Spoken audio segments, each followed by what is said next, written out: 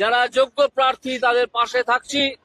তারা যদি কোনো মামলা করতে চান, তারা যদি এই যে লিস্ট পাবলিশ হবে বলে আমরা মনে করছি, এইটা থেকে নিজেদের অবস্থান খুঁজে নিয়ে, এবং আমরাও সেটা খোঁজার চেষ্টা করব, যদি পাবলিশ হয়, না হলেও আমরা জানি কি করে করতে হবে, সে ব্যবস্থা নেব। আমরা দুদিন অপেক্ষা করব, আমরা এটা করব, এবং আমরা সব সময় সর্বতভাবে 24 ঘন্টার প্রতিটি মিনিট আমরা উদ্বেগে আছি। এই যারা চাকরি হারালেন হঠাৎ যোগ্য প্রার্থীরা মমতা ব্যানার্জির দুর্নীতির জন্য, তাদের জন্য আমরা শেষ পর্যন্ত থাকব। কি করতে পারবো তার খানিকটা আন্দাজ আমাদের আছে।